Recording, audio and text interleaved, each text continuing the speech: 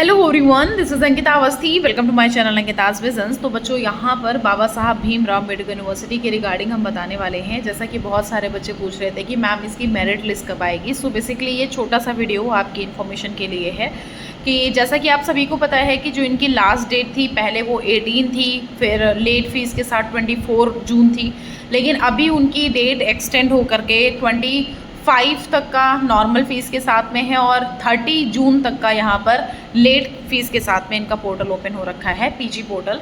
सो यहाँ पे हम आपको ये इन्फॉर्मेशन प्रोवाइड करना चाह रहे हैं कि जो इनकी लिस्ट है ये लेट से आता है, सारा सब कुछ इनका प्रोसीजर जो है वो लेट से शुरू होता है। तो आप लोग जो आपके एक्सपेक्टेशन है तो उन सारे एक्सपेक्टेशन को इतना हाई मत रखना कि सारी चीज़ें अभी बिल्कुल बहुत टाइम टू टाइम शुरू हो जाएंगी कि हमारा यहाँ पर अभी 30 जून आएगा उस तक का यहाँ पर BBAU अपना पोर्टल ओपन कर देना।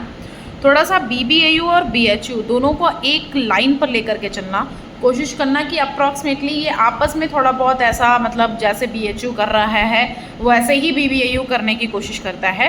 तो इनका जो मेरिट लिस्ट है वो जुलाई में ही आएगा, उसके पहले कुछ नहीं आएगा, क्योंकि सिंपल सी चीज़ है, जब तक यहाँ पर 30 जून तक का यहाँ पर रजिस्ट्रेशन पोर्टल ही ओपन है। सो यहाँ पर कैसे ही पॉसिबल है कि उनकी मेरिट लिस्ट आ जाएगी। खुद से ही मतलब अगर दिमाग लगा के सोचें तो यहाँ पर पहली लिस्ट जो आएगी वो जुलाई में आएगी और कोई कंफर्मेशन नहीं है कि यहाँ पर जुलाई में 1 या 2 जुलाई या 3 जुलाई को आ जाए, कोई कंफर्मेशन नहीं है। हम आपको बता रहे हैं इनका प्रोसीजर जो हर बार का रहता है, हर बार काफ़ी लेट होता है। इस बार अब ये जल्दी जल्दी करा दे तो देखो उसमें मेरा कुछ कहना नहीं है, लेकिन ज़्यादातर ये यूनिवर्सिटी स्लो में काम करती है। पहली लिस्ट निकालेगी, उसके बाद पहली लिस्ट में भी कई सारी लिस्ट अपलोड होती हैं, कभी अपलोड नहीं होती हैं, पूरी तरह से कोई कंफर्मेशन नहीं रहता है। लिस्ट अपलोड हुई, लिस्ट अपलोड होने के बाद पता चले कि उसमें एक कोई प्रोग्राम की लिस्ट ही नहीं है। लिस्ट को ऐसे क्लिक करोगे तो उसमें लिखा होगा sorry the page does not found, ठीक है। तो ऐसा भी हो सकता है, मतलब काफ़ी सारी चीज़ें सफ़र करनी पड़ जाती हैं।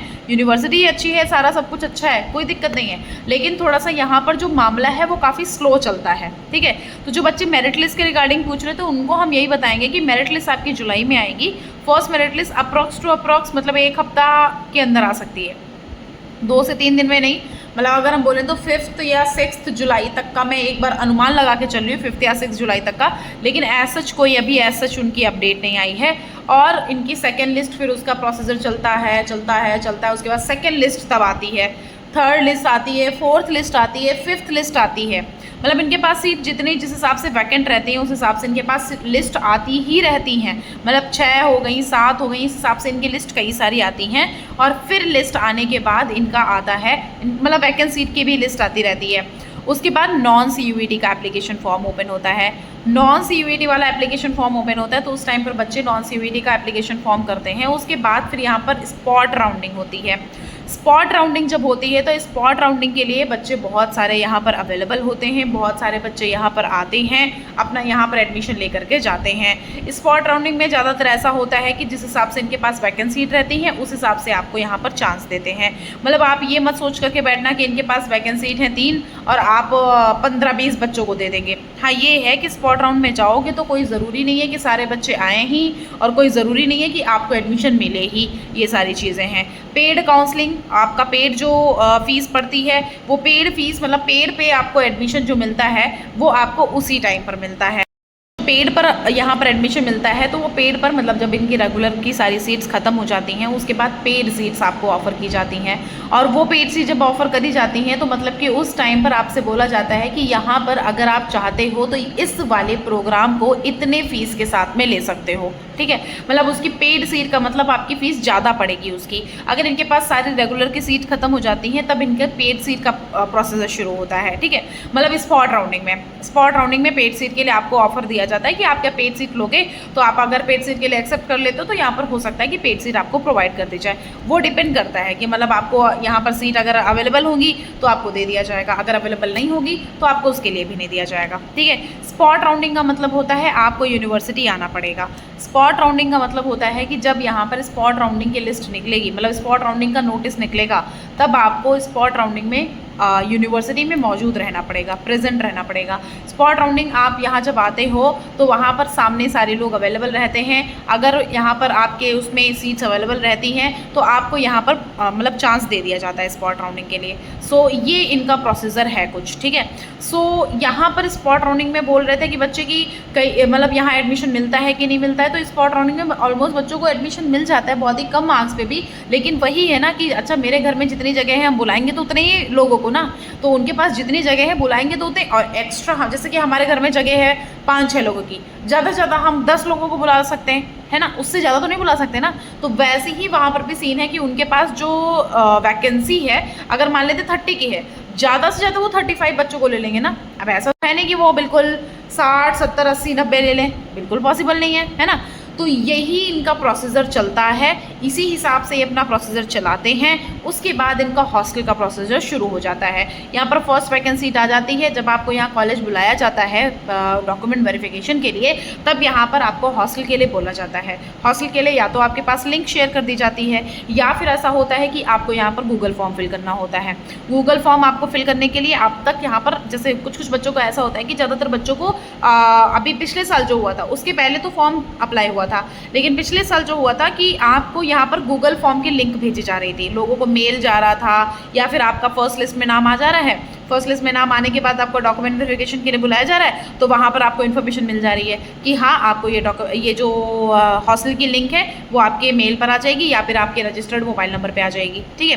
तो ये चीज़ें कुछ अवेलेबिलिटी रहती हैं, आपके पास मेल पहुंचता है। अब पिछले साल तो यही था क्योंकि हमारा मीटअप था बच्चों के साथ, तो हमको पता है बहुत अच्छे से कि यहाँ पर कैसे क्या प्रोसीजर था।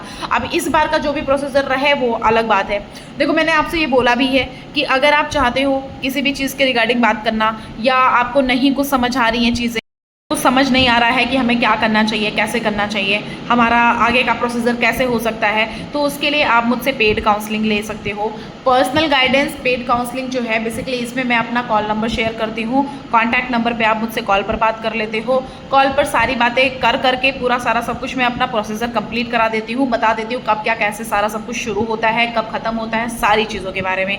इवन यही यूनिवर्सिटी नहीं, हर एक यूनिवर्सिटी के बारे में इन्फॉर्मेशन मैं प्रोवाइड कर देती हूँ, ठीक है।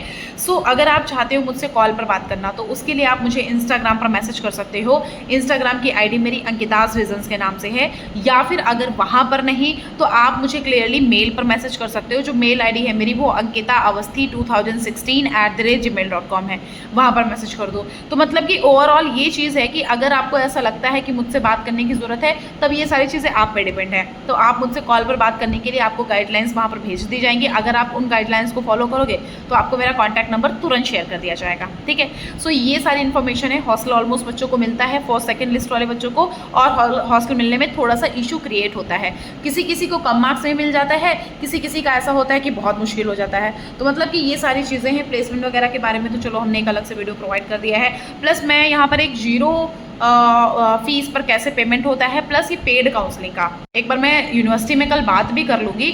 बात करने के बाद पूरा सारा सब कुछ जब भी यहाँ पर हो जाएगा ना, तब हम आपको एक बार पेड काउंसलिंग के लिए भी एक अलग से वीडियो बना करके दे देंगे, और जीरो काउंसलिंग का भी एक अलग से वीडियो बना करके दे देंगे। तो उसके लिए आपको टेंशन लेने की ज़रूरत नहीं है। चैनल को सब्सक्राइब करके रखना, क्योंकि बहुत सारी लिस्ट आती है, बहुत सारी नोटिस आती है हर एक यूनिवर्सिटी की तरफ से, चाहे BBAU हो चाहे कोई भी यूनिवर्सिटी हो, उसके बारे में यहाँ पर अपडेट में देती हूँ। हर एक यूनिवर्सिटी की अपडेट मिलती है यहाँ पर। BBAU के रिगार्डिंग तो आपको हर एक सेकंड की वीडियो मिलती है, तो उसके लिए आपको यहाँ पर बस बने रहना है। हर एक चीज़ के बारे में यहाँ क्लियरेंस मिलेगा। बस आपको चैनल को सब्सक्राइब करके रखना है। गाइडेंस लेना है तो इंस्टाग्राम की आईडी पर मैसेज कर दो, हर एक चीज़ आपको डिस्क्रिप्शन बॉक्स में मिल जाएगी। इंस्टाग्राम की आईडी, आपको मेल आईडी, हर एक चीज़ आपको डिस्क्रिप्शन बॉक्स में मिली हुई है। आप जा करके उसको पढ़ लेना, सारी चीज़ समझ लेना, उसके बाद आप मुझे मैसेज कर देना। आपको मेरा कॉन्टैक्ट नंबर वहाँ पर शेयर कर दिया जाएगा। Thank you so much. Telegram से जरूर से ऐड हो जाइएगा, क्योंकि हर एक नोटिस वहाँ पर अपलोड होती है।